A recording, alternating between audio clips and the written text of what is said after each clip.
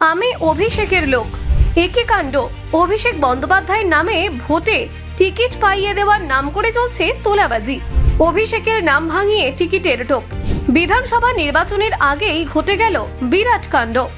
প্রকাশ্য দিবালোকে বিধানসভা প্রার্থী পদ পাইয়ে দেওয়ার প্রতিশ্রুতি, টাকা তুলতেই একই হলো।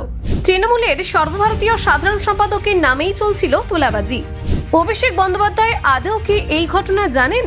2026 সালের টিকিটের প্রলোভন, অভিষেক বন্দ্যোপাধ্যায়ের নামে প্রতারণা, বিরাট চাঞ্চল্য ছড়ালো রাজনীতি অন্দরমহলে। তৃণমূল নেতার সজাগতায় সামনে চলে এলো প্রতারণার ফন্দি। বিধানসভা ভোটকে সামনে রেখেই তোলাবাজির নয়া কৌশল। দেখুন শেষ পর্যন্ত ঠিক কি ঘটল। তৃণমূলের সর্বভারতীয় সাধারণ সম্পাদক অভিষেক বন্দ্যোপাধ্যায়ের নাম ব্যবহার করে প্রতারণার অভিযোগে এক ব্যক্তিকে গ্রেপ্তার করেছে কলকাতা পুলিশ। ধৃত ব্যক্তির নাম নাজমুল শেখ। তিনি অভিষেকের ঘনিষ্ঠ পরিচিত বলে দাবি করে একাধিক মানুষের কাছে বিধানসভা নির্বাচনের টিকিট পাইয়ে দেওয়ার প্রতিশ্রুতি দেন। এমনকি অভিষেক বন্দ্যোপাধ্যায়ের নামে প্রভাব খাটানোর চেষ্টা করে মোটা অঙ্কের টাকা আদায় করছিলেন বলে অভিযোগ। পুলিশ সূত্রে জানা গিয়েছে, অভিযুক্ত নাজমুল কয়েকজন রাজনৈতিক কর্মী ও নেতার কাছ থেকে টাকা চাইছিলেন। তিনি দাবি করেছিলেন 2026 সালে বিধানসভা নির্বাচনে তৃণমূলের প্রার্থী তালিকায় তাদের নাম অন্তর্ভুক্ত করানোর ক্ষমতা তারা আছে। টিকিট নিশ্চিত করে দেওয়ার নাম করে তিনি টাকা তুলেছিলেন। অভিযোগকারীরা বিষয়টি প্রথমে তৃণমূল নেতৃত্বের নজরে আনেন। তৃণমূল সূত্রের দাবি, নাজমুলের টোপে এক স্থানীয় নেতা ফেঁসে যাচ্ছিলেন। সেই নেতা বিষয়টি বুঝতে পেরে সরাসরি অভিষেক বন্দ্যোপাধ্যায়ের ক্যামাক স্ট্রিটের অফিসে খবর দেন।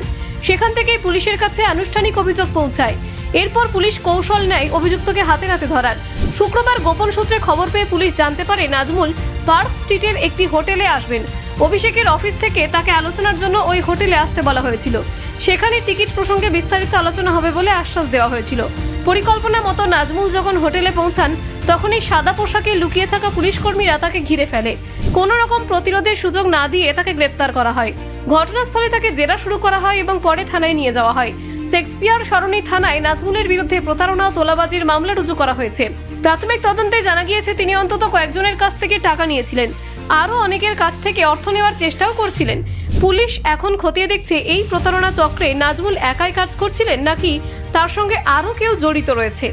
তদন্তকারীরা সন্দেহ করছেন এর পেছনে আরও একটি বড় চক্র থাকতে পারে, কারণ এমন প্রভাবশালী নাম ব্যবহার করে প্রতারণা করা একা কারো পক্ষে সবসময় সম্ভব নয়।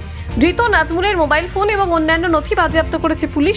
মোবাইল ঘেঁটে দেখা হচ্ছে কার কার সঙ্গে তার যোগাযোগ ছিল, কাদের কাছ থেকে তিনি টাকা নিয়েছেন বা নেওয়ার চেষ্টা করেছেন। ব্যাংক অ্যাকাউন্টও খতিয়ে দেখা হচ্ছে। তৃণমূল নেতা স্পষ্ট জানিয়েছেন, অভিষেক বন্দ্যোপাধ্যায় বা দলের কারোর সঙ্গে এই ঘটনার কোনো যোগ নেই, বরং দলের নাম ভাঙিয়ে প্রতারণার চেষ্টা করা হয়েছে। দল চাইছে অভিযুক্তকে কঠোর শাস্তি দেওয়া হোক। রাজনৈতিক মহলে এই ঘটনায় চাঞ্চল্য ছড়িয়েছে। বিরোধীরা বলছে, শাসক দলের নাম ভাঙিয়ে এইভাবে প্রতারণা হওয়া অত্যন্ত লজ্জাজনক। অন্যদিকে তৃণমূল শিবিরের বক্তব্য, দোষীকে গ্রেপ্তার করে পুলিশ প্রমাণ করেছে যে কেউ নাম ভাঙিয়ে চলতে পারবে না। স্থানীয় সূত্রে খবর, নাজমুল দীর্ঘদিন ধরেই বিভিন্ন রাজনৈতিক কর্মীর সঙ্গে মিশে থেকে নিজেকে প্রভাবশালী বলে প্রচার করতেন। তিনি দাবি করতেন অভিষেক বন্দ্যোপাধ্যায়ের সঙ্গে তার নিত্য যোগাযোগ আছে। এই ভাঁওতায় অনেকেই বিভ্রান্ত হয়েছিলেন।